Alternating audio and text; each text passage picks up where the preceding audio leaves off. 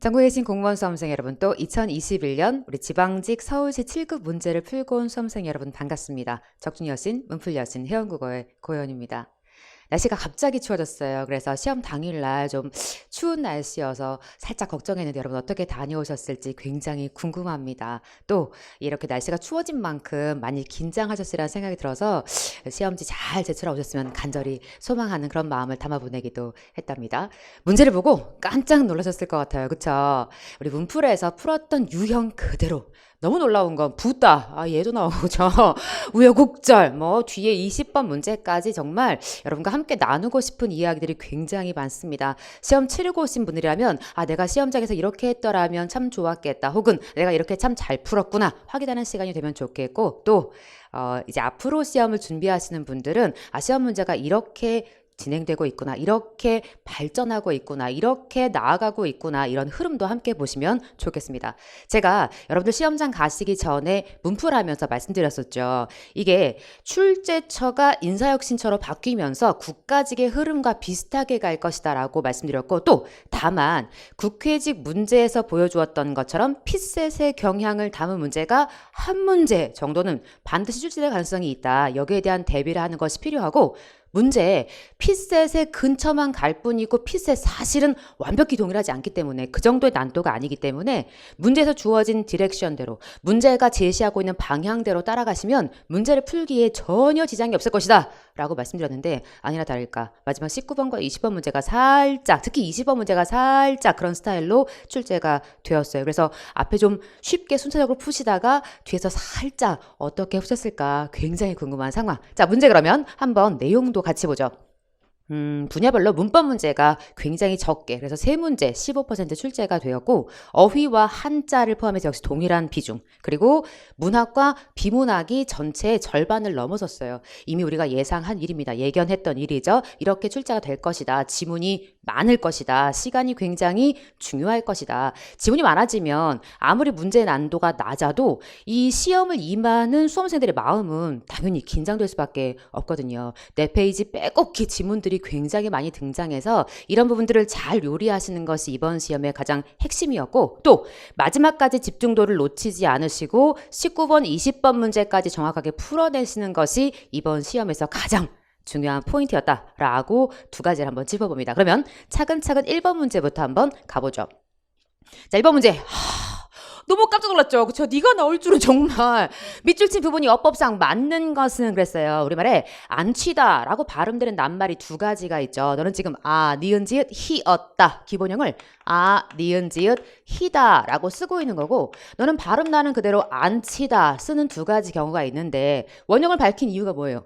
그치, 자리에 앉다의 의미를 살려두었어. 그래서 네가 개하다, 앉다의 사동이지. 그러니까 사장을 그 자리에 안히다 했다면 너를 썼을 텐데, 얘는 지금 사장이 아니라 밥을 하려고 솥에 쌀을 그랬으니까 어떤 냄비나 도구, 솥 같은 도구에 음식의 재료를 넣고 끓이려고 하다의 뜻이니까 네가 안치다, 후자를 썼어야 해요. 더불어 요리사는 마른 멸치와 고추를 간장에, 맛있겠죠 여러분? 자, 얘와 얘를 여기다가 넣고 의도된 방법으로 요리하는 방식을 뭐라고요?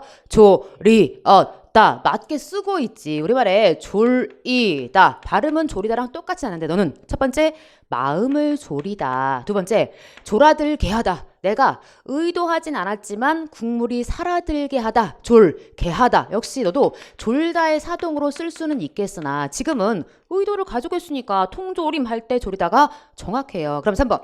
다른 사람에 비해 실력이 기본형 달리다. 그치, 발음 자체가 다릅니다. 달리다, 모자라다의 뜻일 땐 달리다로 써야죠. 물론 우리말에 딸리다가 있어요, 없어요? 있어요. 그치, 정원이 딸린 집, 무엇무엇이 속하다의 의미로 딸리다를 쓸 수는 있겠으나 지금 너는 달리다를 써야 할 상황이니까 네가 어색하다. 더불어 오랫동안 나를 기다리던 친구는 화가 나서 한테 불어, 우리말에 불어로 쓸 수 있는 경우에서는 두 가지를 떠올렸어야 한다. 첫 번째가 기본형 자체가 불다일 때, 그치? 더불어 기본형 자체가 뭐일 때? 부디귿다일 때. 근데 얘는 지금 화가 나서 잔뜩 불다의 상황일 수 있다, 없다? 없다. 네가 무슨 짜장면이야? 붓다의 상황일 수 있다, 없다? 없다. 두 가지 상황에 해당 사항이 없어요. 그럼 뭐가 와야 해? 부시었다. 기억나니? 문제풀이에서 부따 1, 부따 2, 부따 3, 부따 4까지 보여드렸죠, 여러분. 자, 부따 1, 부따 2 또 해볼까? 부따 3, 부따 4. 진짜 이 문제 보고 정말 깜놀했어요, 여러분. 부따 4, 부처님. 그러니까 명사니까 해당 사항이 없고요. 부따 3은 부수다의 준말, 브레이크. 그런데 이 부따 1에 무슨 뜻이 있느냐? 이 물을 붓다, 적금을 붓다, 정말 뭔가 물을 붓다, 적금을 붓다와 같은 뭔가 퍼링하는 그런 작용도 있고, 또 두 번째 뭐가 있지? 붓다? 그렇지, 네가 수월룬, 눈 같은 게 퉁퉁 붓다에 붓다. 그러니까 뭐라고 쓸까? 눈이 붓다라고 써볼까? 이 눈이 붓다에서 비유적으로 뭐? 화가 나서 퉁퉁 뾰로퉁 붓다. 그러니까 화가 나서 지금 붓다에 네가 왔어야 해. 그러면 너를 활용했다면 눈이 붓다. 눈이 붓고 눈이 부서 눈이 부어. 눈이 부어. 그러니까 잔뜩 뭐 해야 해? 부어. 리을이 필요가 없습니다. 그럼 불다 언제 쓸 거냐? 윈드, 네가 바람이 불든가 악기가 불든가 그죠? 물론 악기를 불겠지. 세 번째, 네가 진실을 say 말하다. 너 정말 진실이 뭔지 말해 불어 라고 할 때 그때의 불다야. 그러니까 네가 다, 고, 지, 네가 모음이나 자음 앞에서 변화는 없고 언제 변하죠? 놀아보시오, 날아보시오 앞에 변할 거니까 불어의 상황은 가능하지만 지금 이 세 가지 불다에 해당 사항이 없고 부디귿다는 언제 쓰죠? 그치, 라면이라든가 짜장면이라든가 바깥의 어떤 액체 같은 것에 의해서 부피가 증가했을 때. 그럼 두 번째, 체중이 부디귿다가 가능하고 또요, 재산이 증식하다 할 때 부디귿다. 다만 너를 활용하면 다, 고, 지, 붙여, 붙여. 붙이면 네가 무슨 불규칙? 디귿 불규칙의 상황은 돼서 네가 불어로 쓸 수는 있겠으나 지금 역시 라면도 아니고 체중도 아니고 재산도 아니니까 네가 부디귿다의 상황이 올 수가 없겠죠. 정답은 몇 번 찍었구나? 2번 너를 찍었어요. 이야, 이런 거 진짜 틀리면 너무 속상한 문제. 2번 문제 가봅시다. 다음에 제시된 단어 의미에 맞게 쓴 문장으로 도출하지 않은. 역시 연습했었죠. 어떻게 하랬죠? 집어넣으라고. 집어넣으라고. 자, 풀다에 대해서 우리한테 1, 2, 3, 4 기억, 니은, 디귿, 리을 뜻을 준 다음에 문장이랑 연결을 시켰어. 나는 형이 낸 수수께끼가 뭔데? 모르거나 복잡한 문제 따위라고 말할 수 있다 없다? 있다. 이걸 풀다가 결국 포기하고 말았다. 연결관계 가능하네. 두 번째, 선생님은 난해한 말을 알아들을 수 있게 풀어서 어떻게 알기 쉽게 바꿔서, 그러니까 난해하다라고 친절하게 어렵다. 그래서 어려운 걸 뭔가 쉽게 바꿔서 설명했다. 가능하죠. 세 번째, 막내도 잘못을 뉘우치니 아버지도 그만 얼굴을 푸세요. 이 얼굴은 무슨 뜻이야? 그렇지, 긴장된 분위기, 표정. 그러니까 아버지 얼굴 푸세요. 부드럽게 하세요. 이 말로 됐을까 모르겠지만 어쨌든 내 의미는 가능하지. 그럼 마지막, 경찰을 풀어서. 그러니까 경찰을 풀어서 행방불명자를 100번을 찾아야 한다. 너는 금지된 것이나 제한된 것을 할 수 있도록 구금을 풀다. 뭐 이런 상황이 아니라는 거지. 그러니까 경찰을 동원해서, 경찰을 뭔가 이 사람들을 이용해서 라는 뜻이니까 여기다 갖다 넣기가 어색하구나. 경찰을 동원하다, 경찰력을 뭔가 이용하나, 뭐 이런 뜻에 훨씬 더 가까운 의미가 됐겠지. 정답은 4번이 X. 정말 너무 쉬웠어요, 여러분. 그죠? 3번 문제 더 깜놀이죠. 가볼게요, 여러분. 다음 글의 상황에 어울리는 성어로 적절한 것.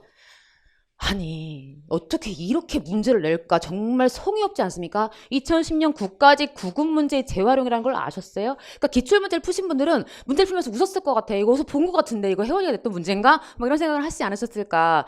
국가직 구급 문제 약간 단어 조금 바꿔서 이렇게 재활용을 했네. 자, 1번 이름이요. 주, 마, 가, 편. 그치? 말을 타고 달리고 있어. 그치? 그런데 가편, 더할 가자, 세시편자. 달리는 말에 세식지를 더했다. 핵심 포인트는 잘하고 있는데 더 잘하라. 격려했다가 포인트고, 주마 역시 말을 타고 달리고 있어는 똑같은데 간산, 산을 봤어. 자세히 대충이 포인트가 될 거고. 자, 너는 이름이요. 절, 치, 부, 심. 이를 바득바득 갈면서 마음을 부글부글. 포인트는 분하다. 그치? 뭔가 분한 상황이 있어줘야 네가 답이 될 수가 있을 거고. 4번 읽어줘요. 시작. 견, 문, 발, 검. 모기를 보고서 칼을 뽑았어. 별것 아닌 일에 크게 화를 내거나 아니면 사소한 어떤 일에 대해서 큰 대책을 뭔가 마련했을 때, 그럴 때 우리가 큰 예쁘게 써봐. 자, 그럴 때 우리가 너를 이걸 쓸 수가 있겠지. 우리나라 축구 대표팀은 올림픽 예선에서 놀라운 성과를 거두었어. 예선에서 잘했대. 예선이 있기 전 주전 선수들의 부상과 감독의 교체, 선수들은 부상을 당했고 뭔가 감독은 교체가 있었고 불미스러운 일이 다소 있었네요. 그런데 자, 이것 등으로 대표팀 내부가 어수선했었지만 우리 대표팀은 하루도 쉬지 않고 훈련을 계속해서 조 1위라는 좋은 성적으로 올림픽 보선을 결정지었고 우리 대표팀들은 국민들의 찬사와 응원 속에서 메달을 향해 더 강도 높은 훈련을 이어가며 계속 훈련을 이어가며 경기를 향상에 매진하고 있다. 대충이 뭔 말이며 사소한 일에 큰 대책이 뭔 말이며 분하다의 상황이 없잖아. 그러니까 몇 번 찍어야 해? 1번. 아니면 지금 잘하는데 더 열심히 라고 뭔가 찬사 응원을 보내고 있는 상황 너밖에 발견되지 않으니까 1번을 찍든가 어떻게 찍었든 답 몇 번이다? 1번. 찍었어야 하는 이런 거 틀리면 진짜 속상한 문제. 4번 문제 이어갑시다. 다음 강연 내용에 대한 반응으로 가장 적절한 우리 우습게 본 거죠 여러분. 그쵸? 자, 너는 적절한 그래 놓고 오늘은 우리 전통 건축 문화에 나타난 특징에 대해서 말씀드릴까 합니다. 뭐에 대해 얘기한다고요? 우리의 전통 건축 문화에 나타난 특징 그래놓고 지금이야 아파트에 사는 경우가 많아져서 내가 살 집을 이런저런 조건을 고려해서 짓기 어렵습니다만 옛날에는 그렇지 않았습니다. 옛날 얘기하겠다 그러면서 집터를 고를 때 첫 번째 고려한 조건 집터를 고를 때 첫 번째가 뭐가 중요했냐? 지리가 중요했대. 그 지리가 뭐냐? 집을 둘러싼 지적인 지형 곧 산과 물의 조화 그 자연을 봤대. 그래놓고 둘째가 생리 이게 뭐냐? 그 살기에 얼마나 이로운가 편리한가 이걸 봤대. 그러니까 사람에게 얼마나 편리한가 이것도 봤고 셋째가 인심 사람이 마음이 좋은가 그리고 마지막 넷째가 산수 곧 경치입니다. 우리 조상들은 집 한 채를 지으려고 해도 집의 위치가 자연 조건과 잘 어울리도록 따져서 그러니까 산수와 잘 어울리게 경치와 잘 어울리게 그러니까 지리 산수는 무슨 얘기고 자연 얘기고 그치? 생리 그리고 인심 얘기하면 살짝 사람들과의 어떤 것도 고려했다라고 지금 얘기를 해준 거네. 가장 적절한 찾아러 갑시다. 우리 조상들은 자연을 모방했다 이런 내용이 없어요. 그러니까 모방 X. 2번 우리 조상들은 거주 공간을 고를 때 인간과 자연을 모두 고려했다. 맞아 틀려요? 맞아요. 그죠? 2번이 명백한 정답이고요. 3번 우리 조상들은 자연을 적극적으로 변용해서 편리성 어디 있었지? 생리의 편리는 있었어. 근데 변용했다. 그러니까 모방했다. 이런 단어들이 전혀 부합하지 않고요. 4번. 우리 조상들은 거주 공간을 고를 때 지리, 생리, 인심, 산수까지는 괜찮죠. 서로 경쟁하는 요소들. 얘네가 경쟁했다. 이런 얘기 전혀 없죠. 다만 이 네 가지를 고려했다라고만 말했을 뿐이야. 정답은 2번. 5번 문제 갑니다. 다음 시조에 대한 예로 적절하지 않은 것. 재미있는 문제죠. 우딱의 시조를 줬어요. 한 손에 막대를 잡고 있어. 막대기 들고 있을 수 있죠. 저 막대기. 여러분 상상하세요. 막대기. 또 한 손에 가시를 쥐고 있어.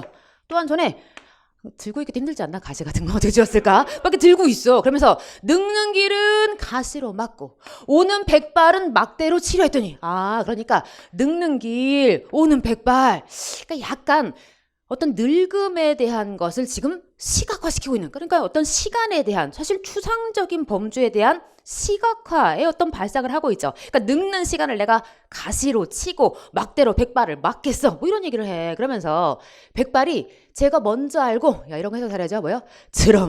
지름길로 첩경으로 오더라 이러고 있어. 그러면 4번 인간의 한계를 드러내어 운명은 거부할 수 없음을 표현했다. 인간의 한계가 뭐죠? 다 늙어. 그죠? 그럼 운명은 거부할 수 없으면 찾아줘요. 시작. 제가 먼저 알고 뭐라고요? 지름길로 오더라. 백발을 내가 막을 수가 없다라는 것은 그 운명을 거부할 수 없다의 뜻인 거지. 그러면 3번. 거스를 수 없는 자연의 섭리가 뭐요? 나이 드는 거 그 운명, 나이 드는 인간의 운명에 대해서 해학적으로 어떻게 아니 어느 누가 나이를 가시나 막대기 들고 이렇게 막고 있어. 그죠? 그러니까 이거 웃기게 표현했다라고 얘기할 수 있지. 물론 여러분은 시험장에서 안 웃겼을 수도 있겠지만 자 1번 인생의 덧없음을 관조적으로 표현하고 있다. 2번 대상을 의인화하여 생동감 있게 표현하고 있다. 나가리 몇 번 나가리게 1번 너 나가리 했어야죠. 누구를 의인화시켰어요? 그렇지. 백발을 막대기로 치려고 했어. 늙는 길 너를 가시로 막으려 했어. 그러니까 지금 오고 있는 세월에 대해서 약간 사람처럼 표현했어. 그러니까 대상을 의인화했다. 마지막에 지름길로 오더라 해서 결정타를 친 거지. 그러니까 네가 이렇게 올 줄 아는 어떤 대상 마치 사람처럼 표현했다라고 말할 수 있고 그러니까 의인화했으니까 살아있는 것처럼 이렇게 오는 너 생동감 있게. 그러면 1번이 왜 나가리? 인생이 덥다. 인생이 허무하다. 세월이 빨리 간다. 라는 얘기는 갖다 붙이기 어렵지 않을 것 같아요. 세월이 빨리 가니까 네가 지름길로 오더라. 빨리 오더라. 라고 얘기해 볼 수 있을 것 같아요. 더 덥다. 시간이 짧다. 연결이 가능하죠. 허무하다의 의미니까. 그런데 뭐가 X게? 관조죠. 관조가 뭐예요? 이 관조라는 게 사전적 정의를 이렇게 지켜보다 이 뜻이야. 근데 이걸 이렇게 이해하면 문학 문제를 풀기가 어렵다 그랬죠. 관조를 뭐라고 이해하자? 그렇지. 네가 집착에 반대, 욕심에 반대. 그러니까 관조는 집착, 욕심, 욕망의 반대야. 얘는 뭐에 대한 집착이 있어? 늙고 싶지 않아에 대한 집착이 있어. 나 젊게 살고 싶어. 뭐 이런 집착이 있어, 여러분. 그러니까 관조가 될 수가 없는 거죠. 관조는 어떻게 하는 거죠?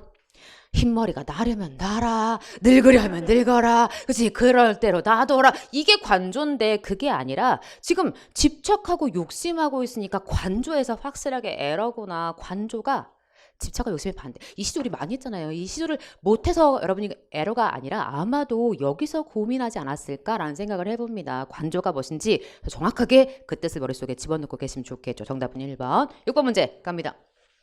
자, 기억 리을 중 문장 서문이 다르나? 뭐라는 거야, 여러분? 해석하라는 거지. 이게 뭔 조사냐? 우리한테 사실은 그렇게 묻고 싶었을 수도 있겠지만 우리가 그 조사를 굳이 분석을 안 한다고 해도 충분히 해석할 수 있죠, 여러분. 나라의 말이 중국과 달라서 중국 문자와 서로 통하지 아니하기 때문에 이런 까닭으로 어떤 백성, 어리석은 백성이 뭐 하고자? say, 백성이 말하다. 그치? 백성이 말하다. 그럼 뭐네? 주어네. 백성이 말하고자 할 바 짝대기. 야, 많이 했다. 할 바가 이셔도 네가 시가 들어있는데 높임이 아니라 그랬죠. 이시다 자체가 원래 있다의 뜻. 그래서 이루고자 하는 바가 있다. 말하고자 하는 바가 있다. 역시 주어네. 마침내 제 뜻을 무슨 얘기야? 자신의 뜻을 자기의 뜻이라고 방금 해석했네. 이 뭔격이구나. 관형격. 네가 관형어로 우리가 방금 해석을 했네요. 싫어 펴지 능히 펴지 못할 사람이 많으니라. 내가 이를 위하여 어떻게 여겨요? 불쌍히 여겨서 내가 이를 위해서 불쌍히 여겨서 새로 스물떠들을 맹가노니 만들었대. 이미 게임은 끝났고요. 이왕 한 김에 끝까지 가볼게요. 사람마다 하여금 수빈이 이겨 쉽게 익혀서 날로 쓰매 에브리데이 진짜 사용함에 편안게 하고자 할 따름이니라. 답은 몇 번이 확실하고 3번이 확실하고. 여러분 설명하시죠. 15세기 주교사 뭐가 있었다? 이밖에 없었어. 그 이에 대해서 너희가 알고 있느냐? 사실은 뭐 이걸 묻고 싶었던 것 같기도 한데 문맥을 충분히 여러분이 해석을 할 수가 있었죠. 백성 받침이 있으니까 뭐 쓰고 있구나. 네가 진짜 우리가 알고 있는 이를 쓴 거지. 그런데 네가 모음으로 끝나니까 현대국어라면 가를 써야 하는데 이 가가 17세기 등장하니까 뭐 짝대기 쓰고 있구나. 네. 만약 너를 이 몸으로 봤다면 네가 이 몸으로 끝났으니까 안 썼구나. 뭐 이렇게 우리가 해석을 해볼 수가 있다는 거죠. 그러니까 어떻게 해석을 하든 네가 나에다가 짝대기라고 해석을 하셨든 아니면 이 몸이니까 안 썼구나 하셨든 어쨌든 네가 다 이꼬라지야. 게다가 이것도 이꼬라지야. 그치? 그러니까 네가 저에다가 짝대기 한 상황까지 분석했다면 정말 잘한 거죠. 15세기 관형격 조사의 종류가 굉장히 다양하고 우리 공부한 적 있어요. 원래 현대국어 의처럼 쓰는데 이 의는 음성에 쓰고 양성에 뭐 쓰죠? 아래 찍힌 너를 양성에 쓰고 얘들의 공통점은 유정명사 뒤에는 니들을 쓰게 돼. 그래서 네가 유정명사 뒤에는 의과 애로 음성과 양성 정도 구별하고 무정명사 혹은 높임의 뜻이 담기게 되면 그때는 우리가 숏. 그래서 우리가 이미 여기서 봤네. 나라 말싸미 나라의 말이라고 해석할 때 저 숏이 나라가 무정명사라서 들어있는 관형격 조사기도 하죠. 특이한 곳에 쓰이는 이라는 관형격 조사가 있기는 해. 다만 제가 뭐라냐면 이건 별로 중요하지 않아요 라고 말씀드렸죠. 왜? 해석으로 충분히 커버가 되니까. 그러니까 아주 특수한 경우에 쓰이는 관형격 조사를 묻긴 했지만 항상 강조하지만 결국은 해석. 9급이라면 해석을 줬겠지. 물론 이거 말고 좀 더 다른 수준 있는 글을 주면서 해석을 줬을 거고 이제 7급이니까 그래도 최소한 이 정도는 해석할 수 있겠지라고 믿고 준 문제겠죠. 정답은 3번을 찍었어요, 여러분. 7번 문제 갑니다. 다음 시에 대한 이해로 적절하지 않은 것을 골라라. 나가리를 고르래. 그럼 현대지 한번 가볼게요. 그 전에 시니까 뭘 봤어야 해? 제목을 봤어야죠. 김기택의 풀벌레들의 작은 귀를 생각함. 생각해본 적 있어? 풀벌레의 귀? 그죠? 풀벌레들의 작은 귀. 벌레를 생각하는 것도 사실은 쉽지 않은데 풀벌레들의 작은 귀를 생각했대. 그러면 한번 선택지 보죠. 1번 문명과 자연의 호혜적 관계. 호혜가 뭐예요? 상호 은혜를 베풀었다고. 그러니까 서로 이치하더 뭔가 그레이스 서로 은혜를 베푸는 그런 관계가 상호 뭔가 은혜를 베푼다. 너를 줄여서 호혜적 관계. 그러니까 우리가 항상 한자를 공부할 때 우리가 항상 한자를 공부할 때 각각의 뜻을 좀 생각을 하면서 갖다 집어넣는 연습을 좀 해보면 좋겠어요. 네가 문명과 자연이 서로 뭔가 은혜를 베풀었나? 그다음 두 번째, 자연의 실제감이 공감각적 이미지. 야, 공감각이 있는지 확인하래요. 그다음 세 번째, 텔레비전을 끄기 전후의 상황이 대조적으로, 그러니까 전과 후가 뭔가 다른지 확인해야 하고. 4번, 문명의 이기에 가려졌던 자연에 관심을 가지려는 태도. 힌트 준 거지. 그러니까 자연이 어떤 존재냐? 문명의 이기, 그러니까 문명의 도구에 가려졌던 자연이니까 그럼 문명이 뭐가 되는겨? 세모고 그럼 자연은 동그라미 아니에요? 이거에 관심을 가지려는 태도. 그럼 얘하고 좀 걸리잖아. 그러니까 우리가 사실은 한 대찌 보고도 답이 얼추 눈에 들어왔어요. 한번 가볼게요, 여러분. 텔레비전을 끄자. 풀벌레 소리. 어둠과 함께 방 안 가득 들어온다. 텔레비전을 끄자. 풀벌레 소리가 방 안으로 들어왔대. 그러니까 이건 이미 넌 끈 거고 그 다음에 얘네가 들어왔네. 어둠 속에서 지금 굉장히 어두운 시간이구나. 들으니 벌레 소리들이 화나대. 뭐라고? 벌레 소리가 화나대. 소리는 일로 듣고 화난 것도 일로 감지하죠. 아니지. 그러니까 소리는 귀로 들었으니까 청각이고 화난 건 우리가 눈으로 감지할 거니까 시각. 그러니까 무엇을 시켰구나. 청각의 시각화. 공감각 등장했네. 그래놓고 별빛이 묻어 더 낭랑하다. 여기도 그쵸. 소리에 이게 묻었다. 굉장히 로맨틱한 표현이면서 사실은 소리에 이게 묻었어 라는 걸 우리가 눈으로 볼 거니까 여기도 청각의 시각화가 있어요. 그러면서 어둠 속에서 이렇게 텔레비전을 끄니까 컴컴해졌겠죠. 들으니까 뭔가 별빛이 묻어있는 것 같고 낭낭하다. 이런 깨달음을 얻었대. 귀뚜라미나 여치 같은 큰 울음 사이에는 너무 작아 들리지 않는 소리도 있대. 그러니까 얘는 좀 큰 벌레에 해당하고 너무 작아서 들리지 않는 소리가 있는데 그 풀벌레들의 작은 귀를 생각해 본대. 제목에는 내 귀에는 들리지 않는 소리들이 드나드는 까맣고 좁은 통로들, 그들의 귀들을 한번 떠올려 본대요. 그 통로의 끝에 두근거림에 매달린 여린 마음들을 생각한다. 그러니까 내가 시끄럽게 이 TV를 틀어놓으면 얘네들이 뭔가 서로 대화를 해야 되는데 귀도 작은데 그 소리 때문에 얘들이 뭔가 커뮤니케이션 안 됐을 거 아니야. 그러니까 지금 그 상황을 떠올려 본다는 거야. 그럼 계속 가볼게요. 발뒤꿈치처럼 두꺼운 내 귀에 부딪혔다가 되돌아간 소리들을 생각한다. 야, 이 두꺼운 내 귀라는 말을 뭐라고 하냐면 발뒤꿈치처럼 두껍다. 뭐 이런 얘기를 해. 그러면서 여기에 부딪혔다가 돌아간 소리들을 생각해 본대. 브라운관이 뿜어낸 현란한 빛이 내 눈과 귀를 두껍게 채우는 동안 그 울음소리들은 수없이 나에게 왔다가 너무 단단한 벽에 놀라 되돌아갔을 것이다. 하루새들처럼 전등에 부딪혔다가 바닥에 새까맣게 떨어졌을 것이다. 크게 밤공기 들이시니 허파 속으로 그 소리들이 들어온다. 허파도 별빛이 묻어 조금은 환해진다. 그러니까 중간에 무슨 얘기하냐면 그 소리들을 내가 한번 떠올려 보니까 내가 이렇게 브라운관이 뿜어내는 이 소리로 내 눈과 귀를 채우는 동안 나에게 왔다가 너무나 단단한 벽에 놀라서 아마 소리들은 되돌아갔을 것 같아. 더불어 하루살이들처럼 그 소리가 전등에 부딪혔다가 바닥에 까맣게 떨어졌을 거래. 뭐가요? 그 소리가요. 소리가 전등에 부딪혔다가 소리가 까맣게 떨어져. 소리가 까매? 이것도 뭐네? 청각의 시각화. 그러니까 내가 TV를 켜놓은 동안은 이런 현상이 있었을 것 같아. TV를 켜놓은 동안은 아마 이런 일이 있었을 것 같아. 라고 앞에 내용. 그러니까 내가 TV를 지금 끈 상태에 들리는 상황과 대조했다고 말할 수가 있겠죠. 그러면서 크게 밤공기를 이렇게 들이쉬니 허파 속으로 그 소리들이 들어오는 것 같아. 아마도 별빛이 묻어 조금은 환해지는 것 같은 그런 느낌. 마지막도 역시 공감과 한 번 더 주고 끝났어요. 가볼게요, 여러분. 서술하지 않은 거. 몇 번 나가리.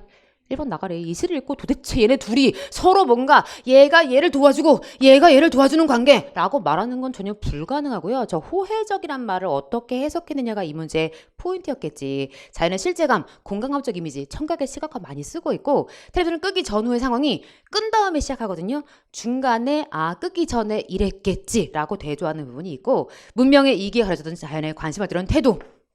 그래서 풀벌레들의 귀를 떠올렸다며, 그러니까 생각했다며 그런 태도를 보여주고 있는 거죠. 정답은 너 1번을 찍고 왔어요. 8번 문제 갑니다.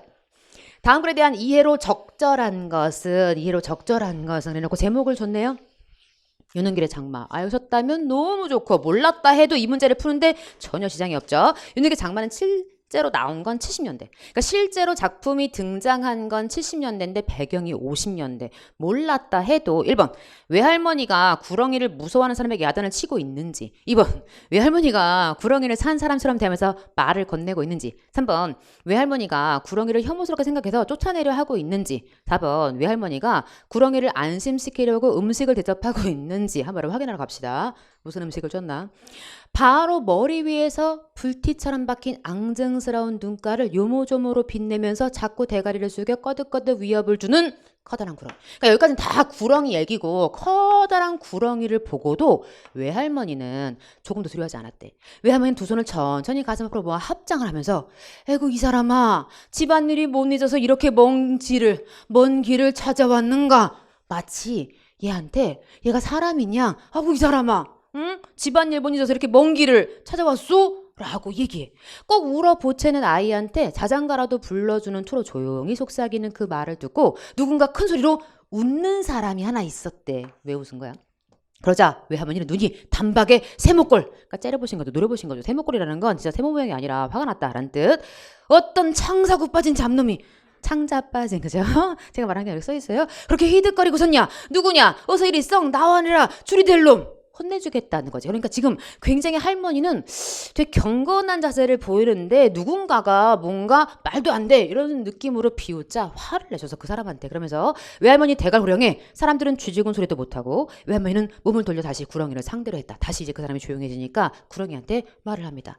자네 보다시피 노친께서는 기력이 여전하시고 다른 식구들도 모다들 잘 지내고 있네. 그러니까 집안일일랑은 아무 염려 말고 어서 자네 가야 헐띠로 가소. 구렁이는 움쩍도 하지 않았대. 철사 토막 같은 혓바닥을 날름거리면서 대가리만 두어 번 들었다 놓았다.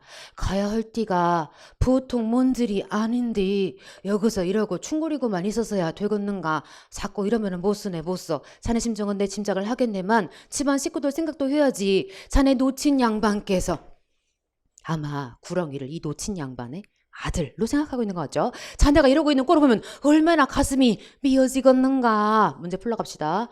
음식 나와요 안 나와요?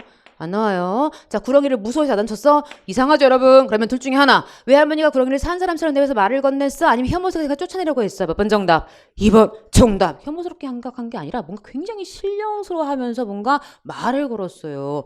나가 나옵니다. 나는 전쟁통에 외할머니와 친할머니와 함께 살게 돼. 뭐라 사연이 있었겠죠. 근데 외할머니는 자제가 국군으로 참여했는데 죽었어. 그러니까 당연히 북한군인한테 죽었겠죠. 그 빨치산 엄청 싫어해. 근데 친할머니 자제, 친할머니 아들, 그러니까 나의 삼촌이죠. 나의 삼촌인데 이 친할머니 삼촌은 빨치산으로 가 있단 말이야. 그러니까 이 두 사람은 서로 사이가 안 좋아. 맨날 외할머니는 빨치산을 저주하거든. 다 죽어야 된다. 막 이러니까. 그런데 이 두 사람의 공통점이 뭐냐? 둘 다 샤머니즘을 믿어. 그러니까 사람이 죽으면 구렁이로 현신할 수 있다고 믿는 거지. 그러니까 이 지금 집에 구렁이가 찾아왔어. 친할머니 어디 갔을까? 기절한 거지. 그러니까 자기 아들이라고 알아차린 거, 단박에 알아차린 거. 그러니까 외할머니가 친할머니 기절한 새에 이 구렁이를 자 이렇게 달래서 얼른 가, 자네 가야 할 때가 먼 길 아닌가. 조성으로 가라는 거지. 좋은 대로 가세. 자네 모친이 얼마나 놀라겠는가 하면서 잘 달래서 이 구렁이를 좋은 대로, 애들이 돌 못 던지게, 애들이 뭔가 방해 못하게, 나쁜 사람들이 막대 같은 걸로 장난 못 치게 해서 보냈다는 거지. 이 두 할머니는 어떻게 됐을까? 서로 사이가 좋아지게 되고 결국 말미에 친할머니가 돌아가시고 긴 장마가 끝났다 하며 작품이 끝을 맺게 됩니다. 이 작품 굉장히 많은 걸 소개하죠. 1950년 전쟁이 한 집안에 어떻게 슬픔을 가져왔는지, 사실 이들이 의도한 슬픔이 아니잖아요. 그리고 또 어떻게 화해하게 됐는지, 이 구렁이가 그 화해의 매개체로 등장하고 있고, 더 나아가 시점 많이 묻는다. 나는 주인공이 아니죠. 그러니까 1인칭 관찰자 시점이기도 한 작품 살짝 받으면 좋겠네요. 이미 알고 있었다면 내끼리가 되겠죠. 9번 문제 갑니다. 기억 니은의 주장에 대한 비판으로 적절하지 않은 화대지 가볼게요.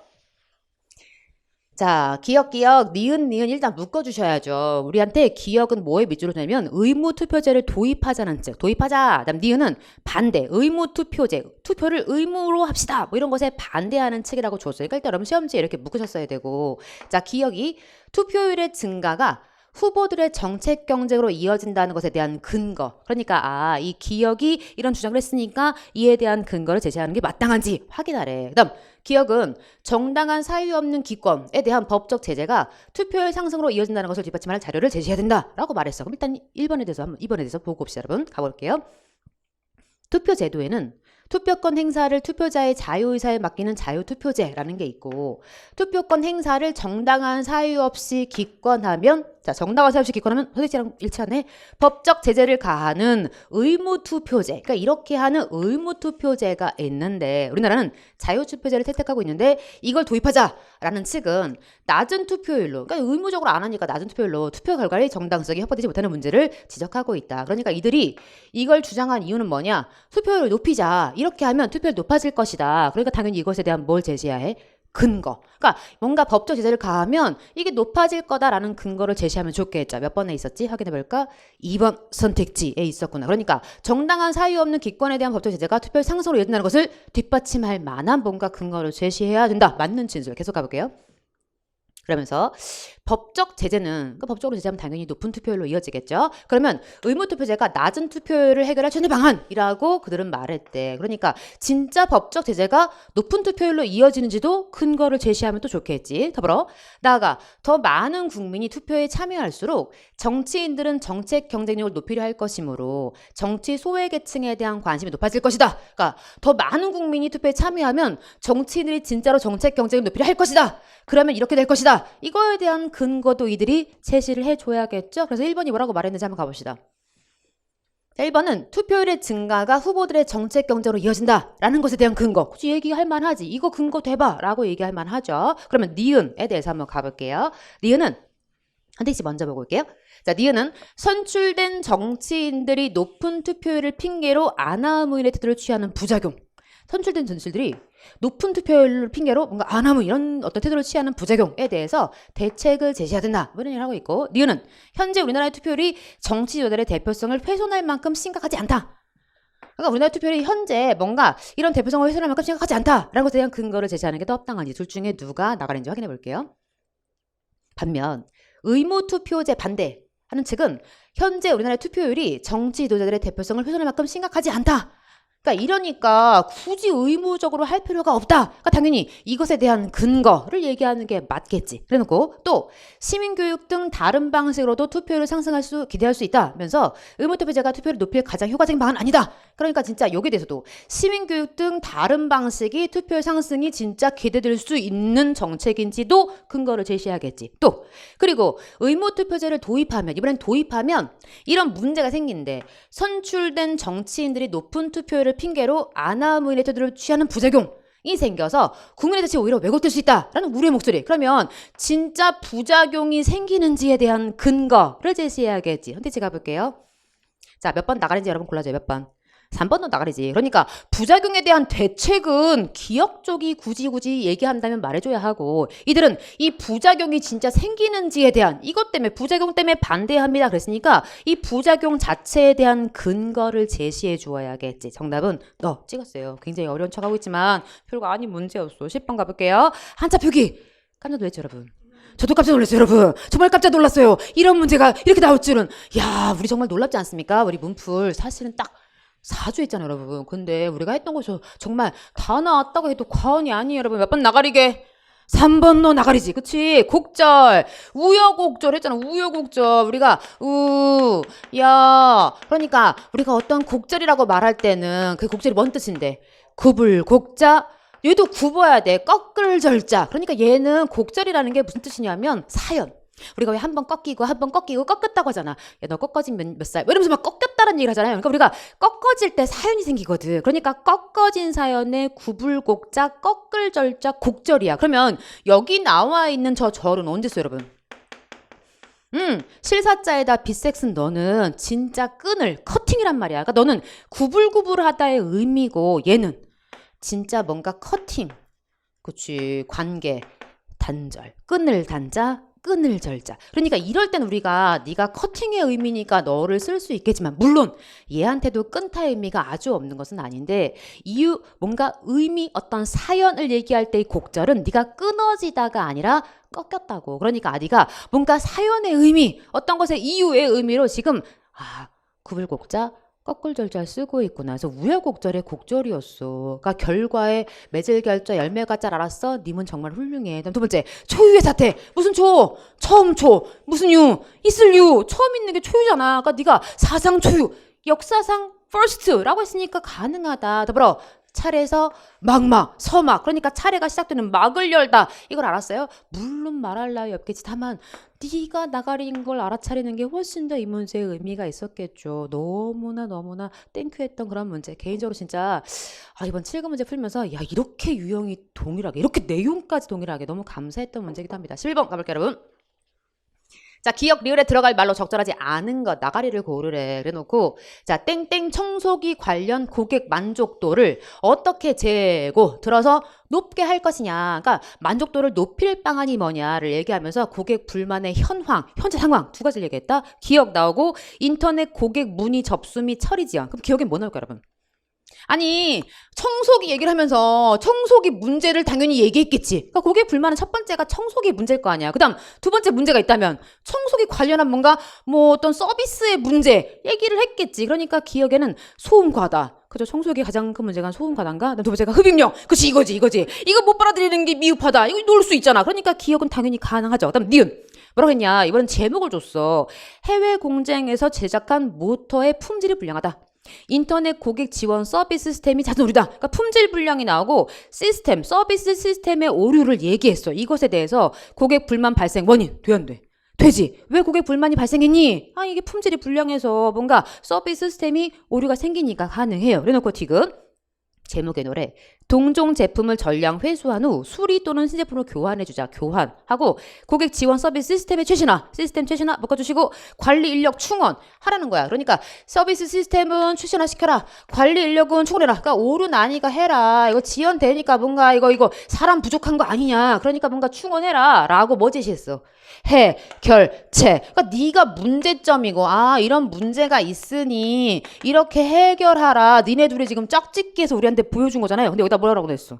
고객 지원센터의 지원 인력 부족. 그러니까 이 동네나 어디다 갖다 붙여볼 만한 너랑 관련 있는 어떤 내용 정도를 주고 제목으로 삼기가 어렵겠지. 3번이 나가야 되고요. 마지막 제품에 대한 고객 민원 해결 및 회사 이미지를 높이자. 더불어 품질 결함 최소화를 위한 품질 관리 체계 개선 방향은 기대 효과와 향후 이 회사가 뭔가 이 청소기 이 업체가 해결해야 될 과제라고 제시할 수 있겠지. 정답 몇 번 찍어요?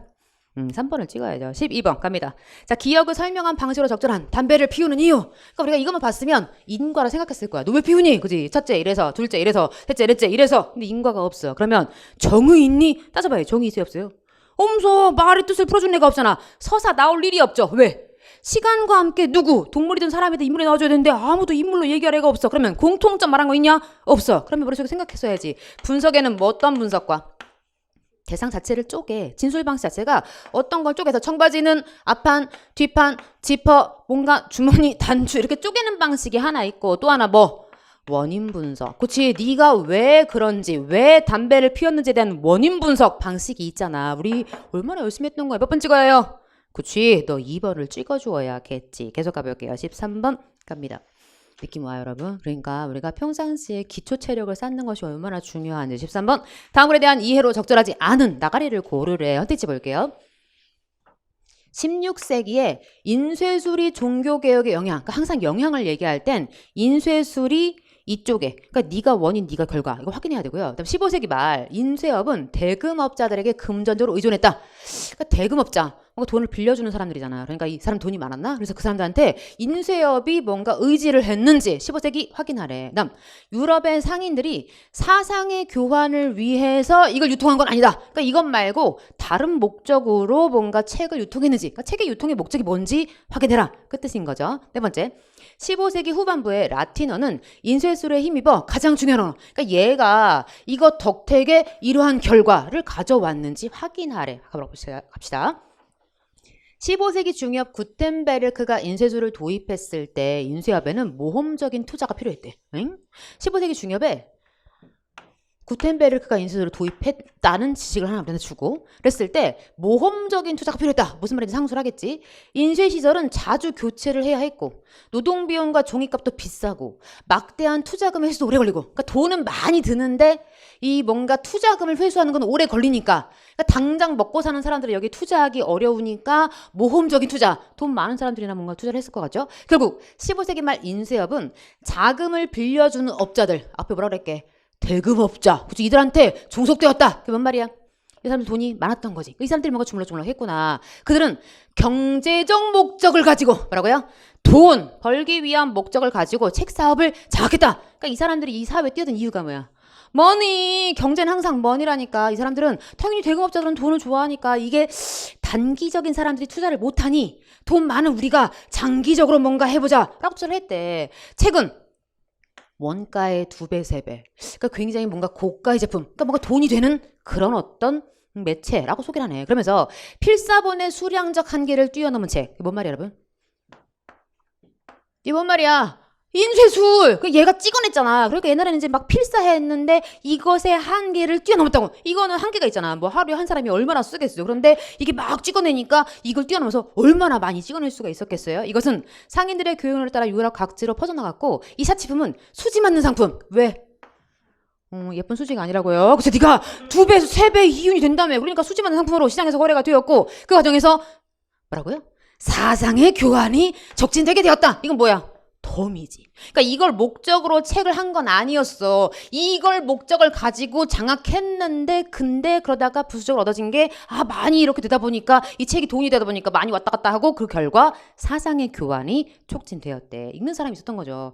15세기 후반부는 라틴어가 가장 중요했기 때문에 네가 원이냐. 중요했기 때문에 그래서 라틴어로 된 종교서적이 인쇄의 주류를 이루었고 16세기 들어 인쇄술은 고대 문헌들의 출판을 통해 인문주의의 대의 그러니까 너가 발전해서 이런 결과가 가져왔고 또 네가 1517년 이후 종교개혁을 위한 수단으로도 이용이 되었다. 당연히 얘가 여기에도 영향을 미쳤다라고 말해볼 수가 있는 거겠지. 답 찍어봐 갑시다 여러분. 여러분 종이니까 왔다 갔다 되죠. 마지막에 봤던 그 부분이 바로 인쇄술이 종교개혁에 영향을 주었다라는 대목이고 15세기 말 인쇄업은 누구? 대금업자들한테 금전적으로 의존했다. 그들이 뭔가 쥐고 뭐 자주조지 했던 걸 봐서 우리가 알 수가 있고요. 종속적 뭐 이런 말을 우리한테 주었죠. 더불어 유럽의 상인들이 사상의 교환을 위해 책을 유통한 것 이었어 아니었어? 아니었어. 경제적 목적을 위한 거였어. 그러면 네가 답인가 봐. 라틴어는 인쇄술의 힘이 뭐 가장 중요한 언어가 되었다. OX, S. 라틴어가 중요해서 그래서 라틴어로 인쇄했다 그랬지. 그러니까 거짓말이야 여러분. 정답은 4번을 찍어줘야죠. 14번 갑니다. 자 다음 글에 대한 이해로 적절한 것 바른 거 고르래. 단락이 몇 개? 하나. 그러니까 이 단락이 몇 개인지를 일단 째려보셨어야 하고 우리한테 적절한 다 틀리고 하나만 맞다라고 했다. 한 대씩 볼게요 여러분. 바닷가 어부들에게 구름과 용궁이 대립적 관념이었는지 확인하래. 그다음 두 번째. 육지 농부들이 구름 속 용에게 네 발이 있다고 인식했는지 확인하래. 그다음 환경 중심적 사고에 의하면 풍랑과 풍우가 상서로운이 뭐예요? 좋다 나쁘다? 좋다, 상서롭다, 좋다, 상서로운 기운이다. 이게 둘 다 좋다 현상인지 확인하래. 네 번째, 드래건에 대한 서양의 인식에 의하면 용어 지금 드래건이라고 계속 말하고 있어요. 하늘을 날 수가 없는지. 그러니까 서양은 용이 하늘을 날 수 없다 생각하는지 확인하래. 이 중에 적절한 게 하나래. 하나 찾으러 갑시다 여러분. 단락이 하나죠. 그러니까 시작할 땐 이렇게 시작한다. 마치 서양 동양 그래서 마치 얘네 둘을 사실은 비교 넓은 범주에 그치 비교는 대조를 품으니까 대조할 것처럼 시작을 해요. 그러면서 이렇게 얘기하죠. 서양의 드래건은 불을 내뿜는 악의 상징이었대. 얘는 불을 내뿜는 악의 상징이었는데 동양의 드래건이랑 쓰자.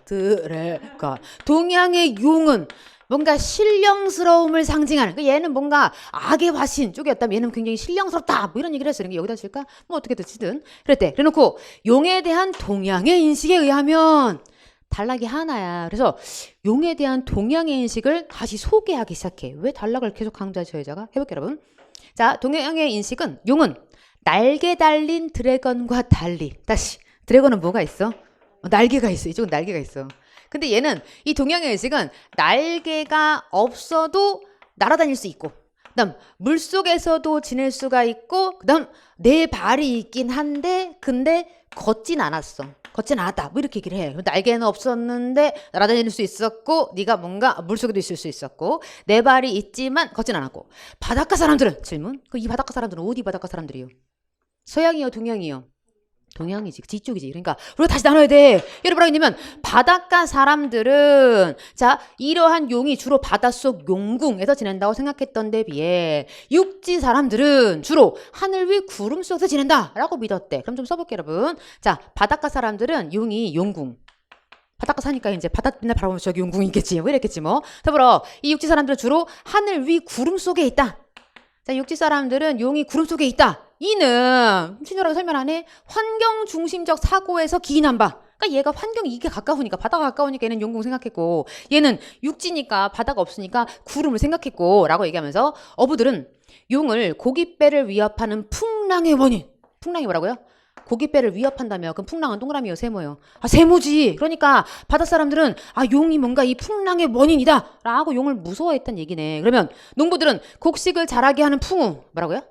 곡식을 자라게 하는 풍우래. 그럼 동그라미요, 세모요? 아, 동그라미라고 이들은 여기다 여기다 진짜 설명했어. 자연히 어부는 공포. 아, 당연하지. 풍랑이 세모니까 공포고 이쪽은 은혜라는 대립적인 관념을 용의 신령함에 결부하게 됐는데 그러면서 누구에게? 우리나라. 그러니까 지금 이게 동양 얘기니까 그중에 동양 중에 우리나라는 어느 쪽이야? 바다보다는 이쪽. 농업이 훨씬 더 비중이 큰 까닭에 대체로 용을 두려움의 대상보다는 상서로운 존재. 상서로운이 무슨 말인지 몰랐어요? 마지막에 해결해 줬잖아. 뭐래? 은혜. 그러니까 네가 상서로운 존재, 은혜로운 존재, 뭔가 동그라미 존재라고 여겼다. 설명하고 끝났어. 선생님 뭐라고 할게요. 적절한 거 고르래. 바닷가 어부들은 구름하고 용궁을 대립적으로 생각했다. OX. 예, 그런 내용 없어. 우리는 아무 데나 대립을 붙이면 안 돼. 그냥 바닷가 사람들은 용이 여기 산다 라고 생각했고 육지 사람들은 용이 여기 산다. 그거는 환경에 기인한 거다 라는 설명은 있을 뿐 이 바닷가 어부들이 용궁과 구름이 반대적 개념이다 라고 말한 내용이 하나도 없어요. 그 다음 두 번째, 육지 농부들은 구름 속 용에게 뭐가 있다고? 내 발. 그건 누구 생각이요? 아, 동양 사람들 생각이니까 그렇게 생각했겠지. 더불어 환경 중심적 사고에 의하면 풍랑과 풍우가 둘 다 상스럽다. OX. 뭔 멍멍이야. 드래곤에 대한 서양의 인식에 의하면 드래곤은 뭐가 있어? 날개가 있어. 당연히 날개가 있는데 뭐 하겠어? 아, 날 수 있었겠지. 왜 날 수가 없어? 정답 몇 번 찍어야 해요? 2번. 너를 찍어야지. 그러니까 아, 이렇게 흐름이 흘러간 거구나. 동양에 대한 이야기를 이렇게 다시 나누어서 소개해 준 거구나. 이걸 아는 게 굉장히 중요했겠죠. 계속 가볼게요. 15번 갑니다. 제목이 박지원의 큰 누님 박씨 묘지명. 응? 제목이 뭐라고요? 큰 누님 박씨 묘지명. 그럼 큰 누님 박씨가 뭐 한겨? 돌아가신겨. 그죠? 그러면서 시작할 때, 자, 이러고 시작한다? 그러니까 이게 뭔가 느낌이겠지. 이게 뭔 느낌인지가 이 작품에 굉장히 중요한 역할을 하겠지. 그래놓고 적절하지 않은 것 고르래. 가봅시다. 선택지 1번. 자연물을 통해 누님의 모습을 연상했나? 그러니까 뭘 보면서 저건 누님 같아요. 이런 대목이 있나? 두 번째. 누님과의 영원한 이별. 아니 우리가 시작부터 이미 누님이 돌아가셨다라는 걸 알고 있고요. 거기에 대한 안타까움 찾아봐. 시작. 였을 가능성이 매우 높지. 그치? 그 다음 세 번째. 과거와 현재의 장면을 겹쳐서 상실의 감정. 그러니까 뭔가 지금 현재에서 얘를 떠올리면 이게 겹치는 거 아니야. 그죠? 그러면서 상실의 감정을 나타내는 대목이 있나? 네 번째. 누님의 결혼과 죽음에 대한 화자의 기쁨과 슬픔. 그러면 뭐 해야 돼, 여러분? 결혼이 기뻤어야 돼. 그리고 죽음은 슬펐다라는 대목이 있어서 이게 뭔가 반대되는 내용으로 나와 있는지 확인을 해봐야겠죠? 가봅시다. 누님이 시집갔던 날 새벽에 얼굴을 단장하고 앉아있던 그 일이 마치 엊그제 같다. 과거처럼 느껴진대. 그때 나는 막 8살이었는데 발랑 들어누워서 발버둥을 치다가 새신랑의 말을 흉내서 더듬거리면서 점잖은 어투로 말을 하니 누나 시집가는 게 별로 안 좋았던 것 같죠? 응? 그죠? 뭔가 서운했던 것 같고 근데 새신랑이 뭔가 말을 더듬었나? 우리가 한번 생각해볼 수가 있어. 그러면서 막 점점 더 말을 하니 누님은 그 말에 부끄러워하다가 그만 빗을 내 이마에 떨어뜨렸대. 나는 골이 나서 울면서 분에다가 먹을 섞고 성격 있어요. 누나 화장에다가 먹을 섞고 침을 발라고 거울을 막 거울에다 퇴칠. 우리 왜 해본 적 있잖아. 왜 엄마 거울에다가 막 이런 거 하잖아요. 그러자 누님은 옥으로 만든 자그마한 오리 모양의 놀이개와 금으로 만든 벌 모양의 놀이개를 꺼내서 나에게 주면서 울음을 그치라고 장난감으로 놀아라. 그러면서 얘기를 했다는 거야. 그러니까 누님 굉장히 화도 안 내고 야, 이거 갖고 놀아. 너무 서운해하지 마. 이랬다는 거지. 28의 전 일이다. 이런 거 내야 되는 거 아니야? 나 몇 살이냐 지금 현재. 뭐 이런 거 내야 되는 거 아니야? 그러니까 나는 지금 36이네. 그죠? 강가에 말을 세우고 멀리 바라보니 붉은 명정. 우리가 못 알아들을까봐 이게 무슨 깃발 같긴 한데 이게 죽은 사람과 관련된 깃발이다 라고 친절하게 설명해준다. 그게 뭔 말이야 여러분? 강가에 말을 세우고 멀리 바라봤어. 그럼 뭐 본겨? 배 본 거지. 거기에 이게 막 펄럭이고 누님 아마 시신을 싣고 가는 배가 보이는 것 같아. 배 그림자는 아득히 흘러가는데 강 구비에 이르자 그만 나무에 걸어 다시는 보이지 않았어. 더 보고 싶은데 안 보여. 그때 문득 강남은 멀리 보이는 산은 마치 검푸른 빛이 누님이 시집가는 날 쪽진 머리 같고 저 산이 누님을 생각하게 해. 또 강물빛은 당시의 거울 같기도 하고 새벽달은 아마 이때 새벽달이었나 봐. 누님의 눈썹 같기도 하고 그 옛날 누님이 빛을 떨어뜨리던 걸 생각하니 유독 지금 내가 그 옛날 누님이 나한테 이렇게 빛 떨어뜨리던 그걸 생각하니 유독 어릴 적 일이 생생히 떠오르는 것 같아. 지금 과거가 이렇게 살짝 내 앞을 지나가고 있는 것 같죠. 그 어디도 뭐가 안 나와. 결혼이 기뻤다. 그런 얘기가 없어. 몇 번 정답 확실하고 4번 정답 확실하고. 그러니까 산 보니까 누나 생각해요. 더불어 달 보니까 누나 생각해요. 이런 대목이 있었고 영원한 일에 대한 안타까움 어디라고요? 시작할 때 분명히 있었고 마지막에 지금 내가 이렇게 그 장면을 떠올려요 라고 하면서 누나는 영원히 가셨군요. 상실의 감정이라고 우리가 추정해 볼 수가 있겠죠. 원래 그 제목이 뭐라고요?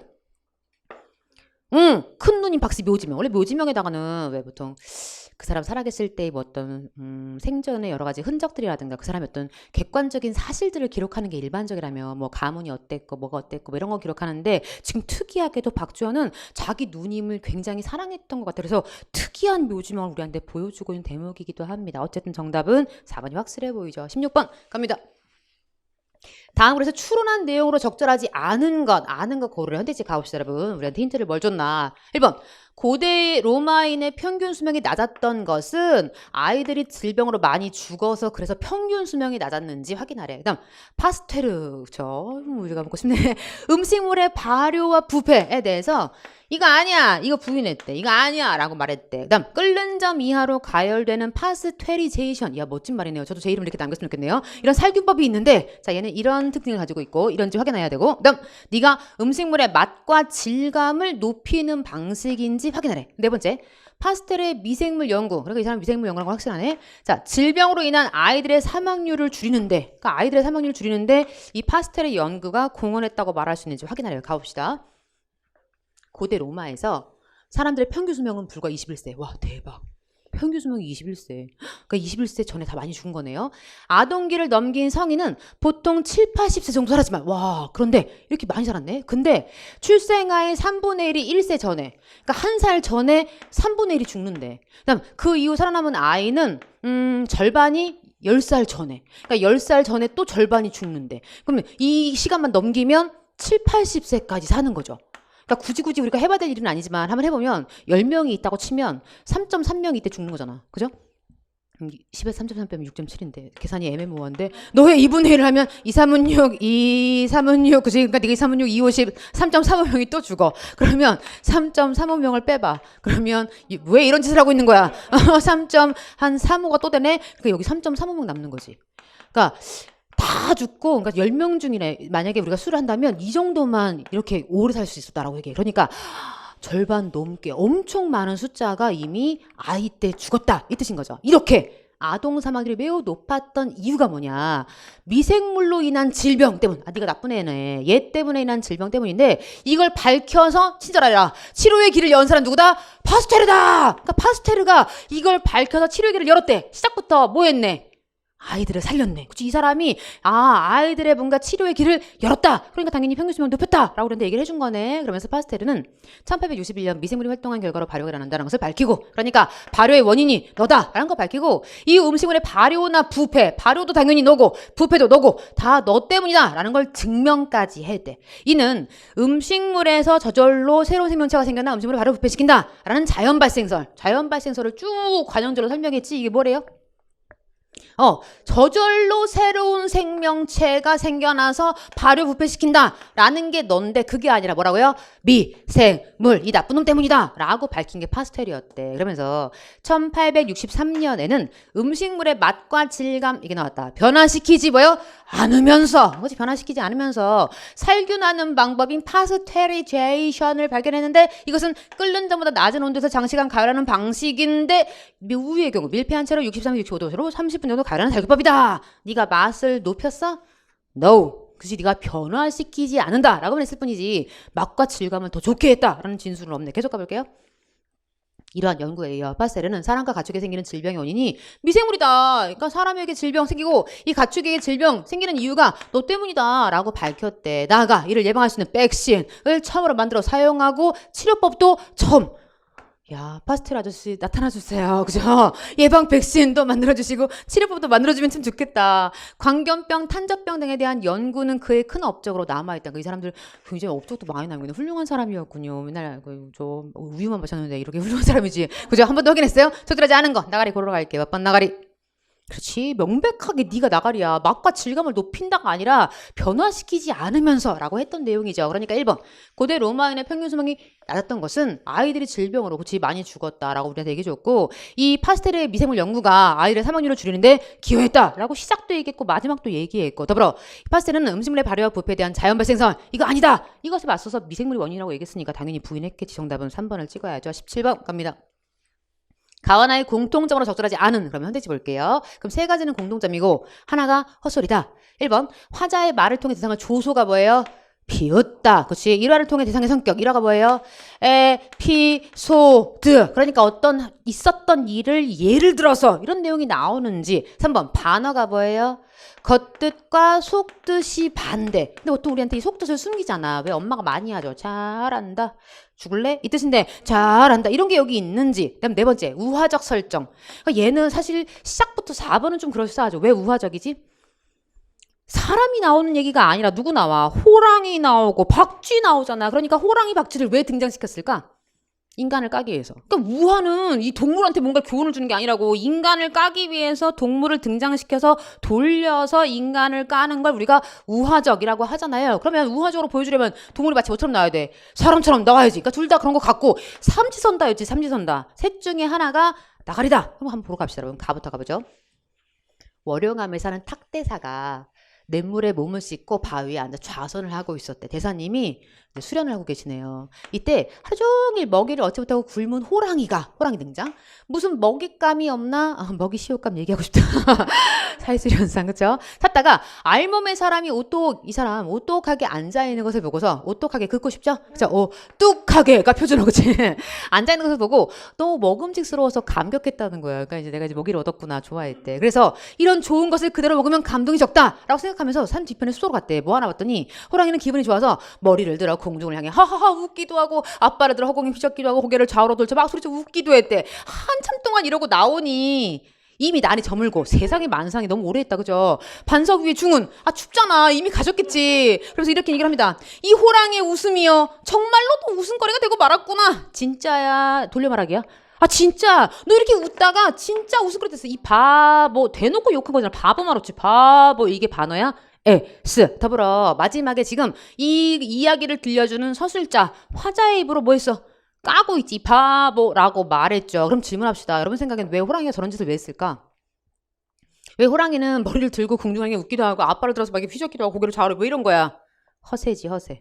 그러니까 왜 보통 저는 영화 볼 때도 그런 생각을 많이 하거든요. 왜 정말 중요한 장면에 주인공이 왜 정말 죽을 위기에 처한다? 그때 꼭 적이 이렇게 총을 겨눈 다음에 뭐라고 얘기를 해. 얘기하지 말고 쏘면 될 것을. 그걸 뭐 얘기를 막 부르부르 하면서 결국 그 주인공이 안 죽어요. 얘가 지금 부르고 있는 거 아니야. 마지막에 허세 부리다가 지금 얘도 지금 먹잇감을 놓친 얘기를 우리한테 들려주고 있으니까 너무 나대지 마. 뭐 이런 얘기 하고 있는 건가? 여러분은 어떤 교훈을 얻으셨어요? 나 한번 가볼게요. 봉황의 생일잔치에 온갖 새들이 다 축하하는데 박쥐가 안 왔대. 그래서 봉황이 박쥐를 꾸짖었대. 야, 너 내 밑에 있는 새잖아. 왜 그렇게 방자하냐? 너 왜 안 오냐? 하고 문책하자 박쥐가 나는 발로 기어다니는 길짐승이지롱. 나 길짐승이니까 나 날짐승 새 아니지롱. 어떻게 새인 당신한테 하려고 하겠습니까? 라고 말했대. 우린 뒤에 뭐가 나올지 대충 알겠죠 여러분? 자, 기린의 생일잔치에 모든 짐이 다 와서 축하드립니다 라고 인사하는데 역시 박쥐가 안 타났어. 그래서 기린이 너 왜 내 생일잔치 안 왔어? 라고 꾸짖었겠죠? 그래서 박쥐가 나는 날개가 있어 새의 부리니 짐승 당신이 어찌 축하하라고 했습니까? 난 뭔 짐승이지 날짐승이지. 그러니까 얘가 지금 이쪽 가서는 난 길짐승이고 이쪽 가서는 날짐승 하고 있는 거잖아요. 그러면서 세상에서 이를 피해 교묘하게 면하는 이 사람을 까고 싶었던 거지. 이걸 누구에 빗댔구나. 박쥐의 일이다 라고 하면서 그러니까 사실은 박쥐를 까고 있지만 야 뭔가 왔다 갔다 하는 너 그러지 마 라고 까고 있잖아. 돌려 말해 다이렉트 말했어. 다이렉트 말했어. 물론 빗댄 방식, 비유의 방식이 있는 거지 반어의 방식이 아니지. 겉으론 칭찬을 하고 속으로 욕한 반어는 죽었다 깨도 아니라고. 그러니까 각각 둘 다 일화가 나오고 있고 마지막에 너 이따위로 할 거야 라고 대놓고 우리한테 말했잖아. 그러니까 화자의 입을 통해서 뭔가 대상을 까고 있다도 적정하지. 몇 번 찍을 거게? 3번 찍을 거지. 삼지선다. 33.3%의 확률을 가지고 삼지선다를 풀었어야 할 문제. 18번 이따위 틀리면 안 되죠, 여러분. 자, 우리한테 기억, 리을에 해당하는 예로 옳지 않은 나가리를 고르래. 그래놓고 쭉 밑줄을 했는데 이들 다 29항의 밑줄이야. 그러니까 니은 첨가이면서 자, 너는 니은음을 첨가하여 발음하되 표기대로. 그러니까 야금, 야금. 앞말의 받침 뒷글자 이해우니까 니은 첨가도 되고 연음도 되는 경우. 둘 다 되는 경우이냐? 라고 기억을 물었고 그다음 니은번은 네가 서울역이라고 니은이 첨가될 건데 니은 리을 만나니까 리을 신라 현상이 있는 유음화까지 가는 단어냐? 라고 물었고 그다음 너는 원래 두 단어 잘 끊고 입다니까 원래 어떻게 읽으세요 여러분? 잘 입다 라고 읽을 수 있다 없다? 있다. 최종 어떻게 연음도 가능하다? 잘 입다. 연음도 가능하지. 그러니까 네가 잘 입다라면 잘 입다 라고 끊어 있는 것도 가능. 그러니까 얘를 잘 입다. 두 단어니까 얼마든지 너를 한 단어처럼 잘 입다도 가능하고 너를 네가 한낱말처럼 정말 붙여 읽으면 잘 입다 한 번 더 읽어서 유마 잘 입다도 가능하다라고 소개했어. 마지막은 네가 니은 첨가가 없다. 그러니까 원래 3, 1 절일 때 여기서 끊을 거니까 앞말의 받침 뒷글자 이하요니까 3, 일 한자 리을 뒤에 다타자니까 쩔 원래 이렇게 읽을 수 있지만 이렇게 읽지 않고 3일이라고 연음해서 읽겠다. 즉 니은 첨가가 없겠다라고 소개했다. 리을번 가볼게요. 등영문이야 등영문이야? 등용문 니은 첨가 없어요. 너 읽어줘. 시작. 휘발유 그치 니은 첨가 한 다음에 한 번 더 읽어. 시작. 휘발유 그치 네가 정확하게 니은 첨가 후에 유음어가 돼. 그러니까 너나 너 답 찍었으면 안 돼. 너나 너 골라야 되는데 너 읽어봐. 시작. 열여덟 그치 네가 여기다가 붙임표 할 수 있으니까 열여덟 되고요. 그 다음 한 번 더 읽어. 시작. 열여덟 더 중요한 거 이 문제는 이 열여덟을 뭐라고 소개하고 있게 디귿번 봐봐요. 뭐라고요? 두 단어를 이어서 한마디로 발음하는 경우로 얘를 쳐줄 수 있다. 그러니까 얘를 뭐라고 발음하는 걸 인정해주고 있는 거게 이 표에 따르면 열여덟 된다고 지금 우리한테 말한 거야. 이 국립국어원의 입장도 이렇거든요. 그러니까 국립국어원도 사실 우리 시험에 요렇게 계속 나왔어. 다만 국립국어원의 입장도 네가 사전에 18 엔터하면 안 나와. 왜냐면 모든 수사, 모든 관용사를 다 갖다 얹혀놓을 수는 없으니까 제시하지 않고 그냥 우리 발음법에서만 살짝 얘를 언급하고서 뒤에 뭔가 질답에서만 얘를 이렇게 얘기하고 있어요. 그러니까 네가 원래 원칙인데 이렇게 읽는 것도 가능하다. 이 문제 역시 지금 우리한테 잘 입다에 갖다 붙여놨잖아. 그러니까 네가 되냐? 이게 가능하냐? 우리는 사실 그렇게 얘기한 거고. 다음 기억번 너는 읽어줘. 시작. 혼합 앞말 받침 뒷글자 이음약 그치 한 번 더 읽어. 시작. 혼합약 그치 최종은 자음동화 비음어가 와서 혼합약 될 건데 이렇게 읽을 거냐 아니면 혼합약으로 읽을 거냐 우리한테 네가 둘 다 되냐 혼합약이 가능하냐 OX S. 그러니까 네가 혼합약이 안 돼. 네가 연음이 안 돼. 그러니까 사실 이걸 이해했다면 시험장에서 상당히 난도 있을 뻔했어요. 그러니까 혼합약이 절대로 발음이 안 돼서 혼합약 너를 찍었어요. 정말 잘했고 만약 18이 니은 첨가 후에 유음화가 온다는 사실을 알고 있어 널 찍었어요. 너가 맞다고 생각했어요. 정말 잘했어. 다만 지금 이 문제는 여기까지 언급하고 있어. 다음 시험엔 아마 요 내용을 우리한테 이용할 수도 있다.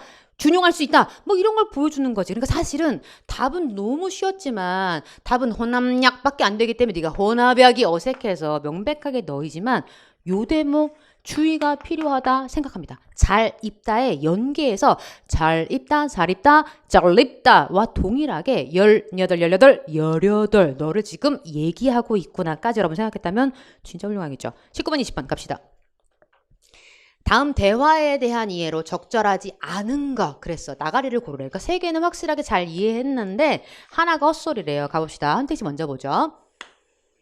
갑을 일단 이렇게 묶어야겠네. 갑은 축약된 기술어가 실존 대상을 지칭할 수 없다라고 보는지. 그다음 갑은 페가수스를 이름으로 을은 페가수스를 축약된 기술어로 보고 있는지. 그다음 갑을 4번으로 묶여있네. 을은 실존하지 않는 대상을 지칭하는 단어가 있다고 보는지. 그다음 갑과 을은 어떤 단어가 이름이려면 그 단어는 실존하는 대상을 반드시 지칭한다고 보는지. 한번 우리가 갑의 의견부터 가봅시다. 가볼게요. 갑. 페가수스는 정말로 실존하는 것이겠지? 갑이 뭐라고 하냐면 페가수스가 실존한다. 뭐 이런 말을 해. 말 어렵다. 그쵸? 그래놓고 페가수스라는 단어가 이 단어가 의미를 지닌다는 것은 분명하지. 단어의 의미는 그 단어가 지칭하는 실존하는 대상이 무엇인가. 이 의미라는 것은 이 실존하는 대상, 지칭하는 대상이 무엇인가에 따라 결정이 된다. 모든 단어는 무언가의 이름인 것이지. 그러니까 네가 무언가의 이름이다 라고 하면서 그러니까 페가수스가 실존하지 않다면 페가수스라는 이름이 어떻게 의미를 지니겠어? 그러니까 다시 말해봐. 얘가 뭐 하니까? 실존하니까 의미도 있고 이름도 있다. 이처럼 모든 실존하는 대상을 반드시 이름이 지칭한다. 이름은 반드시 실존하는 대상을 지칭한다 라고 이야기하면서 끝냈다. 선택지 가볼게요. 여러분 갑에 대해서 확인해 볼게요. 갑은 축약된 기수로. 사실 이 말이 뒤에 나오거든. 이걸 몰랐다 칩시다. 놔둘게요. 실존하는 대상을 지칭할 수 없다. 자, 축약된 기술어가 실존하는 대상을 지칭할 수 없다라고 봤는지. 사실 저 말이 뒤에 있어서 살짝 물음표 해놔야 돼. 그럼 세 번째, 갑은 페가수스를 뭐로 봤어? 이름. 이건 확실하지. 이름으로 봤다까지 확실하고. 자, 갑은 어떤 단어가 이름이려면 그 단어는 반드시 뭐? 실존하는 대상을 지칭해야 한다라고 했으니까 여기도 지금 요 내용과 요 내용은 맞는 진술로 우리가 확인할 수가 있죠. 그럼 을을 읽고 오자. 가볼게요. 을 가봅시다. 자, 을이 뭐라고 하냐? 야, 페가수스라는 단어는 실존하지 않는 대상. 그러니까 이렇게 하면 어색하니까 실존 대상이 아니다 라고 써볼게요. 실존하는 대상이 아니다 라고 생각하는데 그러니까 얘는 아까 실존하는 얘는 실존하는 대상이 아니다. 왜 그런지 얘기하겠죠. 로물루스를 생각해봐. 갑자기 딴 얘기를 해. 로물루스를 생각해봐. 이 단어는 실제로 이름이 아니라 일종의 축약된 기술어야. 그러니까 을은 이 로물루스에 대해서 축약된 기술어다. 뭐 이런 말을 해. 그러면서 자기 동생을 죽이고 로마를 건국하는 등 여러 가지 일을 한 어떤 전설상의 인물이라는 기술의 축약어다 라고 한 번 더 강조해. 그러면서 만약 이 단어가 정말로 이름이라면 이름이 지칭하는 대상은 당연히 뭐 할 것이다? 실존. 그런데 얘는 이름이 아니니까 실존 문제가 거론된다 라고 로물루스를 얘기한 거지. 그러면서 어떤 단어가 이름이라면 그것은 반드시 실존하는 어떤 대상을 지칭하는 것일 것이다. 그런데 실존하지도 않은 대상에게 이름이 있을 수가 없다. 이건 이름이 아니다. 이건 뭐다? 축약된 기술어다. 그러니까 얘는 이 단어는 존재할 수는 있는데 실존한 대상이 아닐 뿐 넌 뭐에 대한 것이다? 축약된 기술어다. 만약에 이름이 있다면 뭐가 있는 거다? 대상이 있는 거다. 라는 차이를 보인 거네. 그럼 비교해 봅시다. 자, 축약된 기술어란 말을 을이 써요. 어쨌든 이걸 이름이란 말로 가벼웠다 치더라도 실존하는 대상을 지칭할 수 없다. X. 그러니까 1번이 확실하게 X야. 그러니까 이 말을 지금 갑이 쓰고 있지도 않을 뿐더러 만약 축약된 기술어를 어떤 단어로 봤다면 갑은 그 단어는 반드시 의미가 있고 이름이니까 실존하는 지칭이다 라고 생각했기 때문에 이 뒷동네가 어떻게 해도 양보할 수 없는 내용이 됩니다. 더불어 그럼 3번의 뒷부분 을은 페가수스를 뭐라고 봤네? 축약된 기술어. 그러니까 사실 이게 핵심이지. 그러니까 여러분이 이 글을 읽으면서 갑은 지금 페가수스를 사람 이름으로 대상 이름으로 봤고 이 을은 축약된 기술어라고 보는구나. 이걸 찾아냈다면 여기서부터 이제 뿜어나갈 수가 있는 거죠. 더불어 갑과 을은 둘 다 어떤 단어가 이름이려면 반드시 뭐 대상을 지칭해야 한다라는 건 공통점. 다만 얘는 이게 이름이 아니라 축약된 기술어다라는 것만 얘랑 차이가 있었던 거지. 정답은 몇 번 찍었네요? 1번 찍었어요. 20번 문제. 재밌는 문제죠. 시간만 조금 여러분이 차분하게 저도 사실 굉장히 성격이 급한 편이고 또 말도 빠른 편이어서 실제 시험장 가면 이런 문제 풀 때 그러니까 한 번에서는 안 끝났을 거고 한 두 번을 읽었을 것 같거든요. 근데 여러분도 천천히 차분하게 읽으셨으면 한 두 번 정도면 충분히 이해하지 않으셨을까라는 생각이 들면서 제가 여러분한테 제안을 드렸었죠. 분명히 국회직에서 피셋 냄새를 풍기는 문제가 나왔으니 우리 지방직 서울시 7급 문제에도 피셋스러운 문제가 하나 나올 건데 제가 부탁했던 게 뭐였죠? 딴 거 없고 여기서 말하고 있는 디렉션을 그대로 따라가라. 그러면 충분히 풀 수 있다라고 드렸죠. 바로 그런 문제. 제가 읽어볼게요, 여러분. 이론 X를 설명해. 이론 X에 따르면 A가 B의 원인이다. 네가 결과인 거네. 그죠? 만약 A가 일어나지 않았더라면 B도 일어나지 않았을 것이다. 이 두 개는 같은 거래. 그러니까 이 두 개는 같은 거래. 그래놓고 예를 들어 우리가 못 알아들을까 봐 설명을 해. 기온이 낮아지면 온도계 눈금이 내려가겠지. 그러니까 네가 너의 원인이다. 그 얘기는 만약 기온이 낮아지지 않으면 온도계 눈금은 내려가지 않을 것이다. 그게 뭔 말이야? 그러니까 원인과 결과라면 네가 원인, 네가 결과라면 너의 X에 대해서도 너의 X가 성립한다. 그 얘기를 준 거야. 그래놓고 이론 X에서 만약 A가 일어나지 않았더라면 B도 일어나지 않았을 것이다. 의 의미가 무엇인가? 그것은 A가 일어나지 않고 B가 일어난 상황보다 이거보다 A가 일어나지 않고 B도 일어나지 않은 상황이 A가 일어나고 B도 일어난 사실과 더 유사하다. 똑같은 말을 또 한 거지. 그러니까 이게 원인과 결과 관계면 이건 아니라는 거야. 그러니까 인과관계는 이것만 해당되지 이건 인과관계가 아니다 라고 지금 우리한테 얘기하는 거야. 그리고 또 설명해. 우리가 못 알아들을까 봐 얘기합니다. 가령 만약 기온이 낮아지지 않았더라면 온도계 눈금은 내려가지 않았을 것이다 라는 것은 기온이 낮아지지 않고 온도계 눈금이 내려간 상황보다 이거보다 기온이 낮아지지 않고 온도계 눈금이 내려가지 않은 상황이 기온이 낮아졌고 온도계 눈금이 내려간 사실과 더 유사하다. 그러니까 말을 계속 돌려서 그렇지 결국은 얘하고 얘가 유사하다라는 얘기를 반복해 준 거잖아. 그러니까 네가 원인과 결과 관계라면 이 두 개는 일치하게 되고 이게 원인과 결과가 아니다. 인과관계가 없다는 뜻이다. 라고 우리한테 설명해 준 거야. 그래놓고 선택지 가볼게요, 여러분. 이론 X는 결국 원인과 결과 관계에 대한 얘기고 이건 인과관계가 아니래. 그러면서 갑의 흡연이 갑의 폐암의 원인이라면 자, A가 뭐네요? 흡연. B가 뭐네요? 폐암. 그치? 그래놓고 우리한테 이렇게 얘기를 했어. 자, 폐암이라면 갑이 흡연하지 않았더라면 갑은 뭐 하지 않을 것이다. 폐암에 걸리지 않을 것이다. 그럼 무슨 상관관계야?